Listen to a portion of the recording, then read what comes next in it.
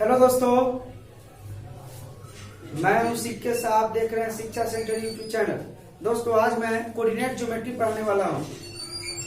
देखिएगा, coordinate geometry में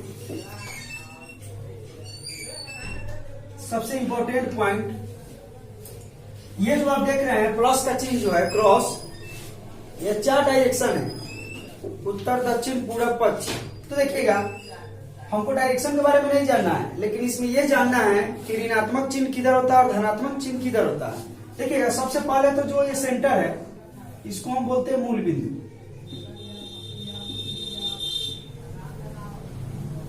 इसको तो बोलते हैं मूल बिंदु। अब देखिएगा, यहां पर अगर हम खड़े हैं तो अगर हम ऊपर की तरफ जाएंगे तो ये कहलाएगा आपको वाई अक्ष।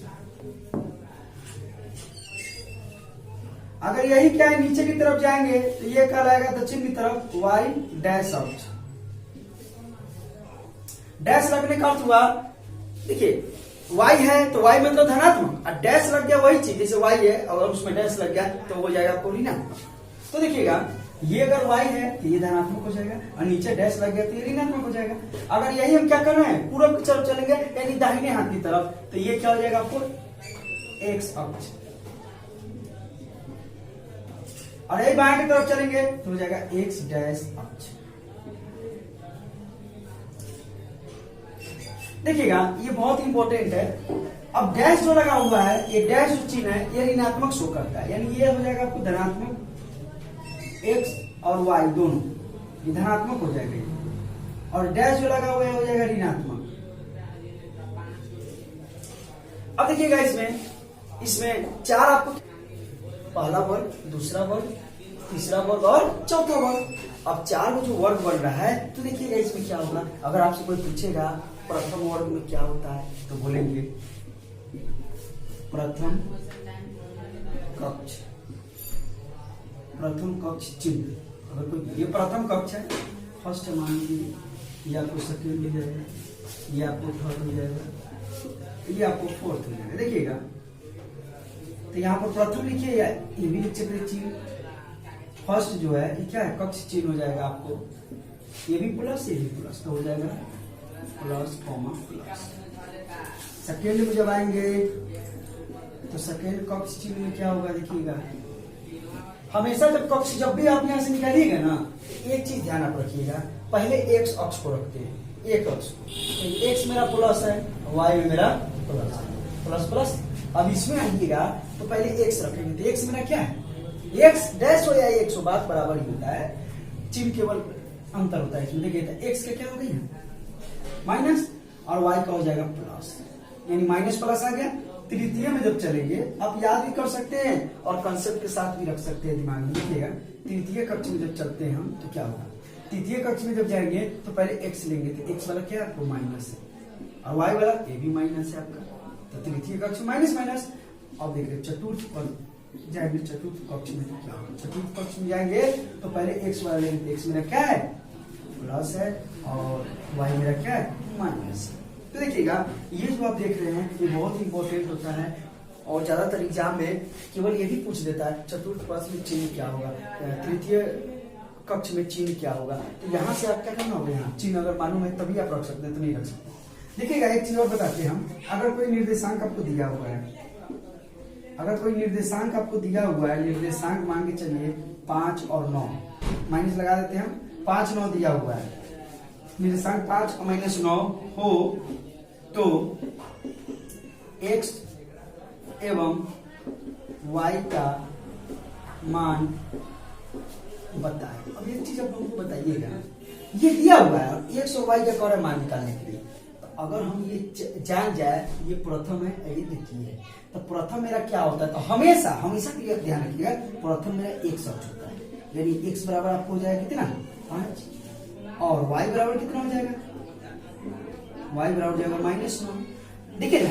यहाँ पर शुरू में जो है वो क्या आ गया 5, और बाद वाला हो गया 9, यानी शुरू वाला x है, बाद वाला y, कुछ भी दे देगा आपको, दे देगा आपको कॉमा में, दे देगा 75 - 40, तो शुरू वाला हमेशा x होगा और बाद वाला हमेशा y होगा। तो यहाँ से देखिए, सबसे पहले तो हम कोई निर्देशांक दिया हुआ है बिंदु और वहां से कहेगा एक्स वाई निकालने के लिए यहाँ से निकाल सकते हैं। इसी का लेकिन इसी कंसेप्ट पर नहीं है। ये क्या है, कोई एक्स है, ये वाई है, ये एक्स है, वाई है, ये एक्स है, वाई है, एक्स है, वाई है। आप देख लीजिए कक्ष में आप या तो इसको क्या करते हैं, याद भी कर सकते हैं या आप इस तरह कंसेप्ट के साथ ध्यान में भी रख सकते हैं। अब चलिए ये तो आप जान गए। अब आते हैं एक ऐसा ही सेम फिगर इधर बनाते हैं, देखिएगा ऐसा ही फिगर बनाते हैं, इसमें थोड़ा अलग से रचना करते हैं। देखिए अब तो जान रहा है ये मूल बिंदु हो जाएगा। देखिए ये हो जाएगा क्या, वाई, ये हो जाएगा वाई डैश, ये हो जाएगा एक्स और ये हो जाएगा एक्स डैश। ध्यान दीजिएगा, कोई आपको कहेगा कि कोई व्यक्ति वाई दिशा में कुछ दूरी तय किया, दे देगा मान, कुछ भी दे देगा। तो वाई दिशा में क्या करता हूं, ऊपर जाएंगे, यहाँ गए, और एक्स अक्ष में भी जो दूरी तय किया है वाई के उसका आधा एक्स में किया, आधा किया है, जितना किया उसका आधा लगभग ये हो गया। तो कहेगा क्या, इसका निर्देशांक बिंदु निकाले। देखिए निर्देशांक बिंदु निकालना हो तो इसको डॉट डॉट डॉट करेंगे, इसको dot dot dot dot dot करके मिला दें। अब ये जो बिंदु आपका आया, ये अगर यहाँ मान हमको मालूम है इसका और इसका, तो डायरेक्ट यहाँ हम क्या कर सकते हैं, उस निर्देशांक बिंदु का मान रख सकते हैं। रखकर देखिए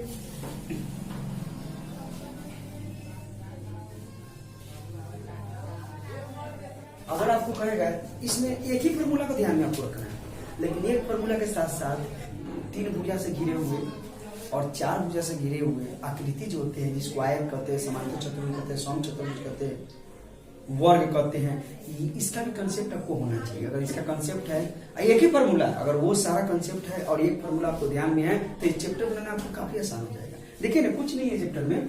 अगर आपको कहेगा 2 बिंदु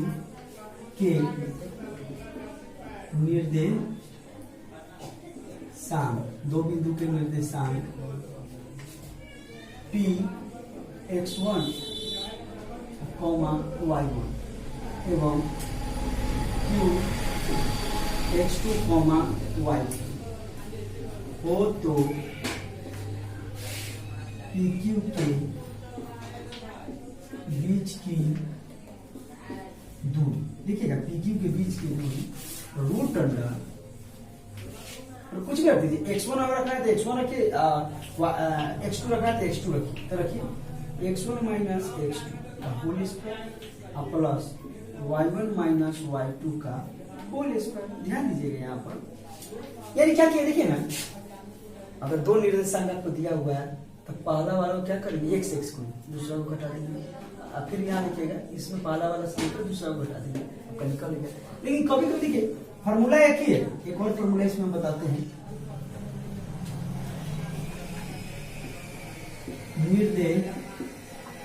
निर्देशांक मूल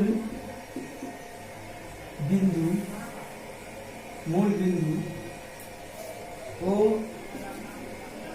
पी ओ कॉमा ओ एवं Q x2 y2 हो तो हो तो PQ P।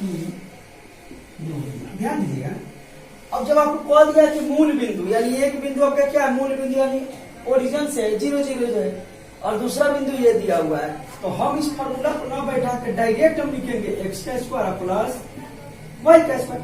क्यों? क्योंकि अगर x में से आप 0 घटाते हैं कुछ मिलेगा, नहीं मिलेगा, y में से 0 घटाते कुछ मिलेगा, नहीं मिलेगा। तो जब भी मूल बिंदु का है ना, तो एक ही निर्देशांक आपको देगा किसी का मान, और आपको दिमाग में रखना होगा कि मूल बिंदु से एक बिंदु हमारा मूल बिंदु हो गया और दूसरा बिंदु हमारा दे रहा है, डायरेक्ट उसका स्क्वायर कर देंगे, हमारा क्या होगा, बीच की दूरी निकल जाएगा। यानी ये देखिए, एक चीज हम फिगर से आपको बताना चाहते हैं, 2 बिंदु, जैसे कि एक बिंदु यहाँ है, इसका मान देगा 5 माइनस 1, ठीक है, और एक बिंदु यहाँ है, इसका मान दे देगा आपको 3 और माइनस 6 का दे देगा, प्लस 4 दे देगा। ऐसे 2 बिंदु दिया हुआ है, कहीं कॉपी पर 2 पॉइंट दिया हुआ है जिसका निर्देशांक भी दिया हुआ है, तो कहेगा क्या, इसके बीच की दूरी कितनी है, यही दूरी पूछेगा।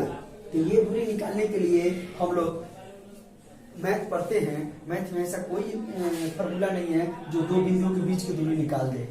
सबका अलग अलग प्रॉपर्टी होता है, ज्यामिति अलग होता है, त्रिकोणमिति अलग होता है, या आप अलजेब्रा में चले जाइए, वो अलग होता है। लेकिन दो बिंदु वाला जब भी कहेगा तो ये क्या होगा, कोऑर्डिनेट ज्योमेट्री यानी नियामक ज्यामिति से ही निकलेगा। इसका दो बिंदु निकालना है तो हम सीधे लिखेंगे। अगर मान के चलिए पी और क्यू है तो लिखेंगे पी क्यू की बीच की दूरी।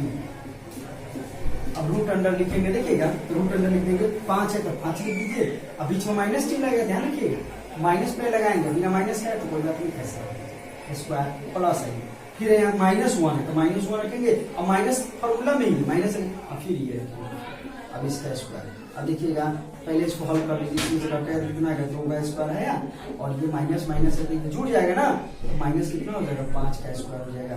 तो यहाँ पर हो जाएगा 2 गुना 4 प्लस 50 25, क्योंकि स्क्वायर जब करेंगे तो माइनस माइनस प्लस हो जाएगा। अब इसको जोड़ दीजिए, कितना हो जाएगा। अब देखिएगा यहाँ पर क्या आएगा, मात्रक। मात्रक आएगा आपको इकाई। इकाई मतलब सेंटीमीटर मीटर तो दिया नहीं है तो हमेशा इसका इकाइयां आता है। यही अगर देखिएगा मूल बिंदु से देगा तो क्या करेंगे, मान के चलिए अगर मूल बिंदु से दे रहा है आपको, कहेगा एक है आपको निर्देशांक ई का 0,0 और क्यू का आपको दे देगा 5 और 3, तो क्या कहेगा निर्देशांक निकालिए। डायरेक्टली लिखेंगे पी क्यू की दूरी, ये 0 0 तो इसको क्यों लेकर चले, सीधे लिखेंगे 5 का स्क्वायर प्लस 3 का स्क्वायर, लिखिए रूट अंडर 25 प्लस 9। अब इसको जोड़ दीजिए तो 34 आ गया। देखिएगा एक्स अक्ष को भुज एवं वाई अक्ष को कोटि कहते हैं। देखिए कभी कभी ऑब्जेक्टिव में पूछ सकता है कि एक अक्ष को क्या कहते हैं, तो एक अक्ष का दूसरा नाम आपको भुज है और वाई अक्ष का दूसरा नाम क्या है, आपको कहेगा एक्स अक्ष का निर्देशांक। एक्स अक्ष का निर्देशांक जब आपको कहेगा एक्स एक्स से आ जाएगा लेकिन वाई मेरा 0 हो जाएगा, एवं वाई अक्ष का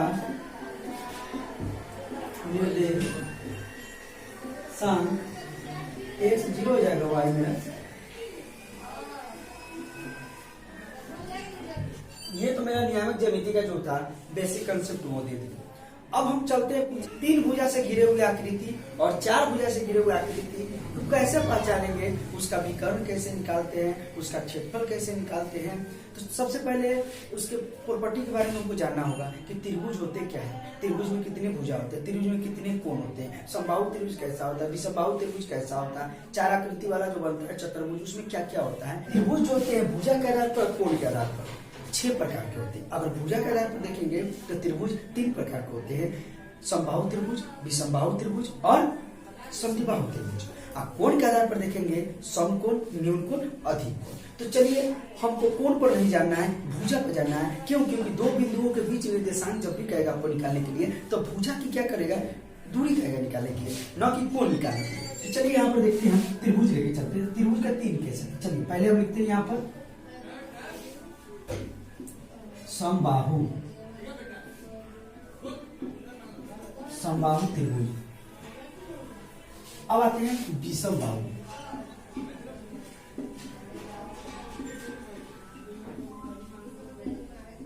और अब आते हैं हम समद्विबाहु।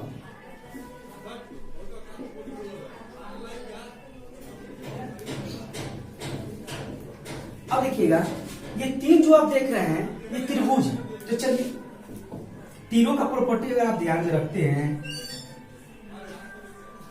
तो आपको कहीं से भी निर्देशांक का सवाल देगा कहां से, या तो देगा आपको त्रिभुज से, या तो देगा चतुर्भुज से, या तो आपको देगा डायरेक्ट 2 बिंदु निकालने के लिए बीच की दूरी। तो आपका क्या होगा, सवाल कहीं नहीं फंसेगा। तो ये देखिएगा समबाहु त्रिभुज का होता है सम, सम माने होता है 100, तो सभी भुजा इसका बराबर होगा, ये तीनों भुजा इसका बराबर। तो हम यहाँ अगर मान देते हैं ए बी सी तो लिख सकते हैं ए बी बराबर बी सी बराबर ए सी। चलिए आपको यही जानना है, केवल कोण के बारे में नहीं जानना है, इसका कोणों तीनों आपस में बराबर होते हैं, लेकिन कोण के लिए केवल भुजा, क्योंकि इसके निर्देशांक ज्यामिति निर्देशांक बनाने के लिए हमको नियामक ज्यामिति निर्देशांक बनाने के लिए जो हमको चाहिए प्रॉपर्टी केवल वही जानेंगे। चलिए यहाँ देखिए, नहीं तो वीडियो बहुत लॉन्ग हो जाएगा फिर अगर पूरा प्रॉपर्टी जानिएगा तो। ये देखिएगा विषम बाहु का अर्थ क्या होता है, टेढ़ बोखला होगा, पता ना चलेगा कि कौन भुजा किसके बराबर है, ये भुजा इसके बराबर नहीं होगा, ये भुजा भी इसके बराबर नहीं, यानी ये एक दूसरे से भिन्न होगा। अगर इसको लेकर चलेंगे बीसी तो लिख सकते हैं ये भी बराबर नहीं है बीसी के और बीसी भी बराबर नहीं है एसी के। सम दी बाबू, सम माने क्या हुआ, सम दी, तो सम के बाद मतलब बराबर, दी मतलब हुआ दो, यानी ऐसा त्रिभुज जिसमें दो भुजा बराबर है ना। तो हम इसको बना के लिखेंगे ए बी सी। हम यहाँ लिख सकते हैं ये भुजा इसके बराबर, लेकिन ये भुजा नहीं है, यानी दो ही भुजा बराबर इसमें होगा, तो ए बी बराबर हो जाएगा ए सी का। अब चलिए, तो ये तीन प्रॉपर्टी आप देख लीजिए त्रिभुज का। अब हम चलते हैं चतुर्भुज में। चलिए चतुर्भुज में चलते हैं।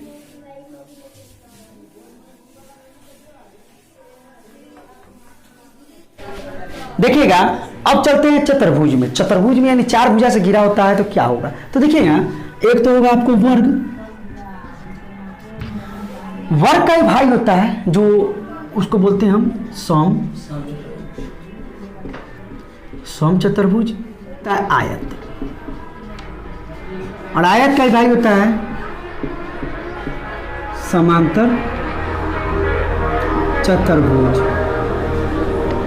तो वर्ग का तो हम जानते हैं चारों भुजा उसका बराबर होता है। देखिए ना, अब इसको रख दिए ए बी सी और डी, तो यहाँ देखिएगा ए बी बराबर हो जाएगा आपको बी सी बराबर है डी सी बराबर है ए डी, और इसके विकर्ण भी आपस में बराबर होंगे, ये ध्यान रखिएगा, विकर्ण भी इसके आपस में बराबर होंगे, यानी ए सी बराबर हो जाएगा बी डी का। इसका कोई भी कोण जो होता है ना 90 डिग्री का नहीं होता, ये ध्यान रखिएगा, जबकि इसका प्रत्येक कोण 90 डिग्री का है। ये देख रहे हैं, इसके भी क्या है, चारों भुजा बराबर है। तो देखिए लिख सकते हैं यहाँ पर ए बी बराबर हो जाएगा बी सी बराबर हो जाएगा सी डी बराबर हो जाएगा ए डी, देखिएगा। और इसके विकर्ण एक दूसरे से बराबर नहीं होते, लेकिन प्रतिच्छेद करते हैं, यानी एक दूसरे से बढ़ जाते हैं। ए भी 90 डिग्री का कोण बनाता है केंद्र में, ये बात ध्यान में रखिएगा। और यहाँ पर हम लिख सकते हैं A C does not equal to B D, नहीं होते। चलिए आइएगा, अब आते हैं आयत में। आयत देखिएगा, अगर ये ए है बी है सी है और डी है, तो ए बी बराबर हो जाएगा डी सी के और ए डी बराबर हो जाएगा बी सी के। तो यहाँ 90 डिग्री का कोण बन रहा है। अब 90 डिग्री का कोण बन रहा है तो एक चीज़ ध्यान रखिएगा, इसका विकर्ण भी आपस में क्या होंगे, बराबर होंगे। ए सी बराबर हो जाएगा बी डी, और सम चतुर्भुज इसी का भाई है, देखिएगा, लेकिन तिरछा थोड़ा होगा, पर कोई भी कोण 90 डिग्री नहीं होगा इसमें। ए बी बराबर ए बी सी और डी। अब देखिएगा इसमें ए बी बराबर हो जाएगा डी सी के और ए डी बराबर हो जाएगा बी सी के, लेकिन A C does not equal to B D के। चलिए यही प्रॉपर्टी आप ध्यान में अगर रखते हैं तो आप क्या करते हैं कि सवाल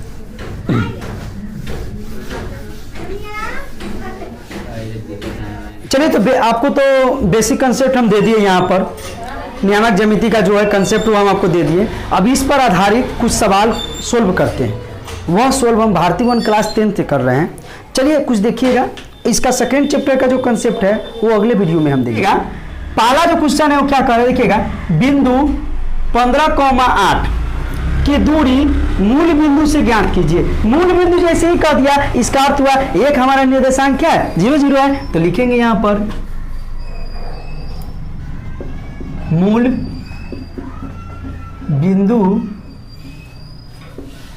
मूल बिंदु से दूरी रूट अंडर 15 का स्क्वायर अब प्लस हो जाएगा 8 का स्क्वायर, तो 15 का स्क्वायर हो जाएगा आपको कितना 225 अब प्लस 8 का हो जाएगा 64। जब दोनों को जोड़ेंगे तो हो जाएगा आपको 289।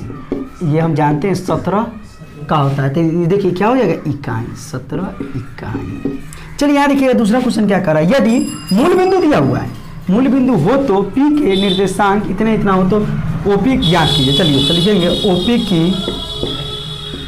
OP की दूरी, तो लिखेंगे रूट अंडर -3 का स्क्वायर प्लस -4 का स्क्वायर। तो यहाँ क्या हो जाएगा 3 3 9 और 4 चौका 16, रूट हो जाएगा 25, यानी यहाँ आ गया आपको 5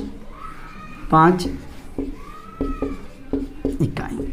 चलिए अब देखिए रूट के अंदर निकला ना, रूट से बाहर, तो हम यहाँ पर प्लस माइनस भी रख सकते हैं। जनरल तौर पर हम लोग प्लस ही लेके चलते हैं, लेकिन रूट से कोई भी संख्या निकलता है तो आगे हम प्लस माइनस लगा सकते हैं।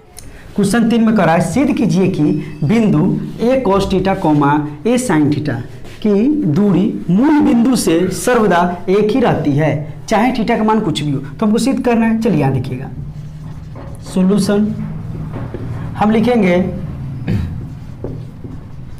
मूल बिंदु से दूरी, तो रूट अंडर मूल बिंदु तो एक जीरो होगा, तो इसको लिख दीजिए a cos थीटा का होल स्क्वायर, अब प्लस हो जाएगा a sin थीटा का होल स्क्वायर। यहाँ पर देखिएगा a square cos square theta plus यहाँ हो जाएगा a square sin square theta.